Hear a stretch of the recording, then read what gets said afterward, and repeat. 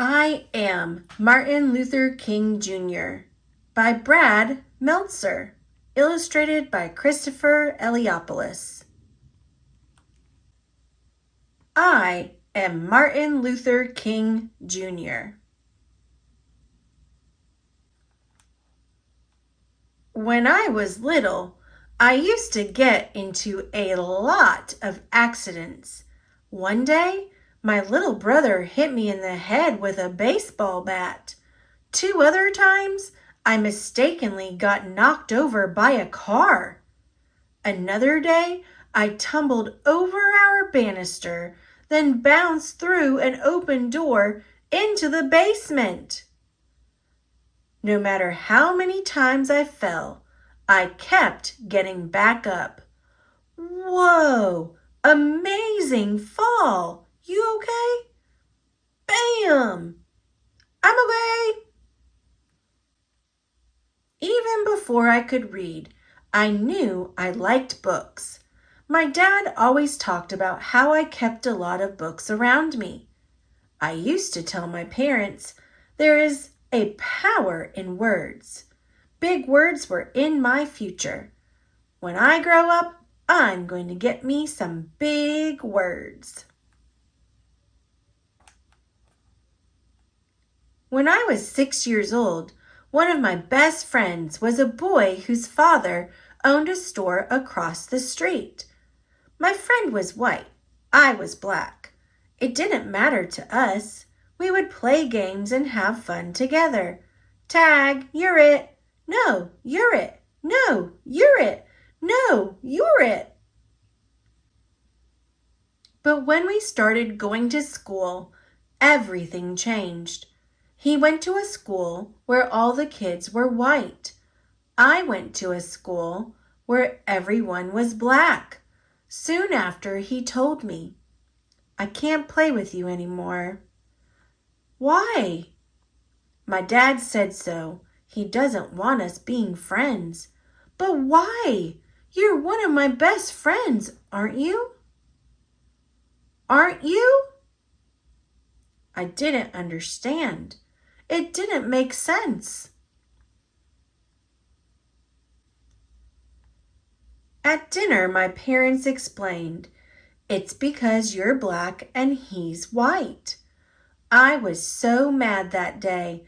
How could someone treat me differently just because of the color of my skin? I wanted to hate my friend and his father.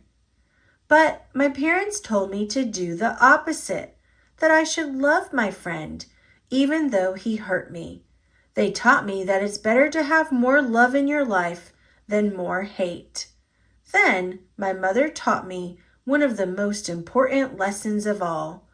You are as good as anyone. You must never feel that you are less than anyone else. I wanted to believe it, but every day I saw the opposite. I saw you could be treated unfairly just because of the color of your skin. If you were white, you went to a good school with great playgrounds and plenty of books. If you were black, your school was small, sometimes with no desks or even windows. Check it out, a playground. Check it out. Where's our playground? It wasn't just the schools. Black people had to use different water fountains, different elevators, even different bathrooms. In fact, on a hot day, when everyone wanted ice cream, if you were white, you could sit at the counter and eat from a nice dish. But since I was black, if they served me at all, it was through a side window and they put my ice cream in a flimsy paper cup. This ice cream is perfect. This ice cream is melted. It got even worse when I was 14. I had just won a speech competition. My speech was about being fair to all people. I was so excited. Then, on the bus ride home, a few white people got on board. At first, I stayed put. It didn't seem fair, but my teacher convinced me to move. We spent the rest of the ride standing and getting tossed in every direction. Every day, this is what life was like. Black people were treated terribly.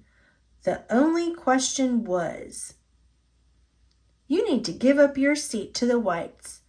It was the angriest I have ever been. What could I do about it? At the age of 15, I started college. By 19, I became a minister and entered seminary school to study religion. Over those years, I read the works of Henry David Thoreau and Mahatma Gandhi. Thoreau taught me about civil disobedience, how an evil system could be changed without violence. Gandhi opened my mind to the power of love. Nonviolent resistance? What's that? It's using love and peaceful methods to change unfair things in society. It was a lesson I wanted to share with everyone. In no time at all, I got my chance. In Alabama, a black woman named Rosa Parks was told to give up her bus seat to a white man. It was just like what happened to me. But unlike me, Mrs. Parks refused. She was arrested. Early the next morning, I got a phone call from a local community leader. It's time to take a stand. We should boycott the buses so everyone knows that we won't accept this treatment anymore. You know that's not going to be easy. Do not ask if it's easy. Ask if it's right. It was just like Thoreau taught. Instead of using violence to protest the unfair rules, Black people would use a peaceful method. We would not ride the public buses. Without our money, the bus companies would go out of business. Now the only question was, would it work? On the first day of the protest, my wife called me to the window. The buses are all empty. It's working. We had to keep it going. As the head of the bus boycott, I gave one of the most important speeches of my life. The room was packed. Camera crews were filming. I had only 20 minutes to prepare. I didn't use notes, but by speaking from my heart, I found out how big words can be. We are determined here in Montgomery to work and fight until justice runs down like water and righteousness like a mighty stream.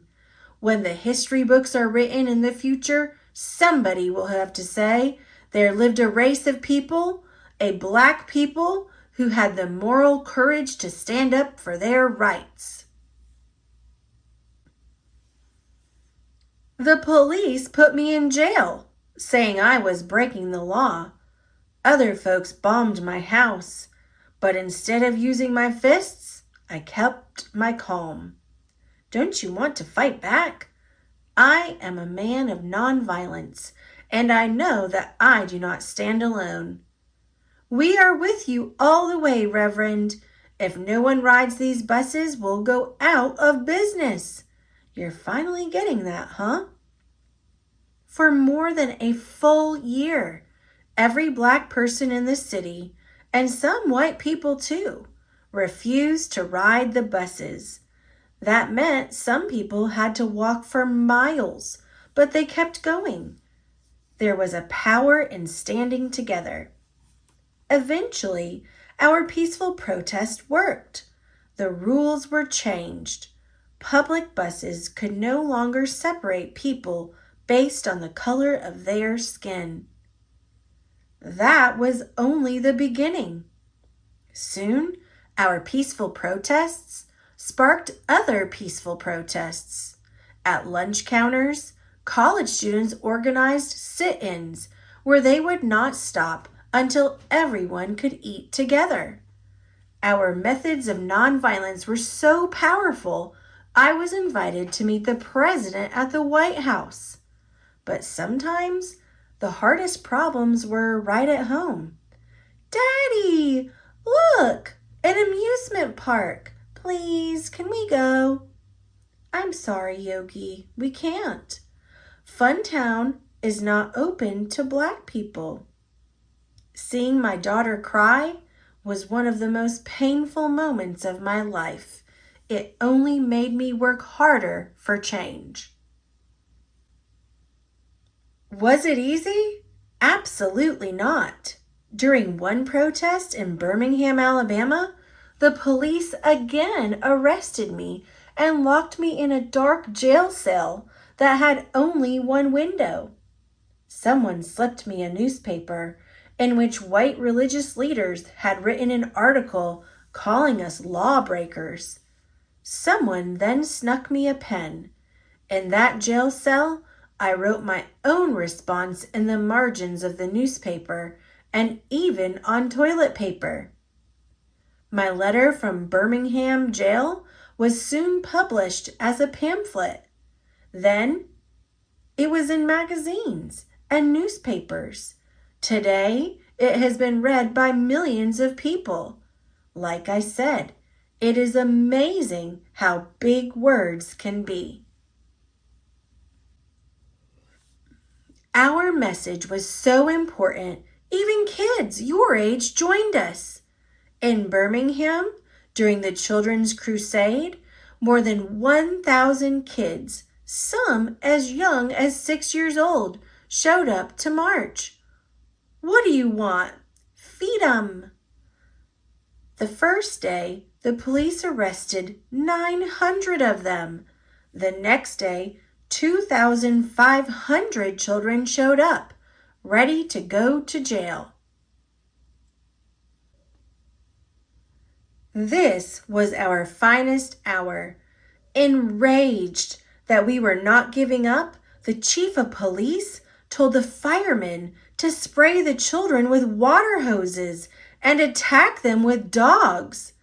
They thought it would stop us, but instead, as the whole country watched on TV what they were doing to our children, it was a wake-up call for the nation's conscience. How can they treat little kids like that? That's not right. We need to help them. 90 days later, the rules began to change. Now Blacks and whites in Birmingham were using the same lunch counters, water fountains, and restrooms. You could feel it in the air. More change was coming. Freedom was contagious. By the summer of 1963, an estimated 1 million Americans held their own protests in cities across the country. A man named A. Philip Randolph suggested a massive march. If we march together peacefully, they won't be able to ignore us. Together we can convince Congress and the President to pass laws so that no one in America can treat people differently based on skin color. I like the idea. Where should we have it? There's only one place. People came from almost every state. They came in nearly every form of transportation. They even took off work and did not get paid just to be there. Old people, young people, Black people, white people, even children like you. They all came to Washington, D.C., gathering in a righteous army. Why? Because they wanted a change, and they knew the surest way to change the world is to stand together. I am happy to join with you today in what will go down in history as the greatest demonstration for freedom in the history of our nation. On August 28, 1963, I stood at the podium and spoke what some later called my biggest words of all: March on Washington for jobs and freedom. I have a dream that my 4 little children will one day live in a nation where they will not be judged by the color of their skin, but by the content of their character. I have a dream that one day little black boys and black girls will be able to join hands with little white boys and white girls as sisters and brothers. Let freedom ring from every mountainside. Let freedom ring. After the March on Washington, the President and Congress passed new laws for civil rights, but that didn't mean our work was done. Indeed, our greatest battle was still to come. It began with 600 activists as they tried to walk 54 miles from Selma, Alabama, to the state capital of Montgomery. Back then, there were rules that stopped black people from voting. If you want to change the laws, you have to be able to vote for new people who make the laws. The police had billy clubs and tear gas. They attacked our group and knocked many people down. But as I learned so long ago, you have to get back up. No matter how hard they hit us, we remained peaceful. Still, we didn't get through. We're marching to tell the governor we want voting rights. This brutally must end. No matter what, don't let them pass. 2 days later, we tried again. Now there were 2,500 of us. We will get to Montgomery. No, you won't. I promise you won't. Once again, we tried. Once again, we did not get through. Did we give up? What do you think? It was Sunday, March 21st, 1965, our 3rd try. Now we had 8,000 people with us. We are on the move. We shall overcome. Check out the crowd. Black, white, Christian, Jewish, all standing together. For 2 days we marched. Rain could not stop us. The world was watching. The White House was too. President Johnson even sent troops to protect us. Exhaustion could not stop us. As we reached Montgomery, Alabama, tears were shed. But this time, they were tears of joy. In my life, people tried to tell me I wasn't as good as they were, just because of the color of my skin. When someone hurts you like that, it can be tempting to hurt them back. You must refuse. When someone shows you hate, show them love. When someone shows you violence, show them kindness. To reach our goals, we must walk the path of peace. We must lock arms with our brothers and sisters. We must march together. When we do, our voices will be heard and freedom will ring. Remember Funtown Amusement Park? Its doors eventually opened to Black people, and Dr. King got to take his daughter. Did you know that he was the youngest person to win the Nobel Peace Prize at that time? Just 35 years old. He donated the prize money to the civil rights movement. He said that the prize was the work of many other unsung heroes. He fought against poverty too. There's even a national holiday for him, the 3rd Monday of every January. Only Washington and Lincoln get a day like that, and they share theirs. It's a day to remember how far we've come. and how much more work there is to do. I am Martin Luther King Jr. I stand for peace. I stand for justice. I stand to help others. I stand as proof that no matter how hard the struggle, we must fight for what is right and work to change what is wrong. Whatever struggle you face, no matter how hard it gets, you must always move forward. I am proof of this. If we rise up, if we stand together, if we remain united, nothing can stop our dream.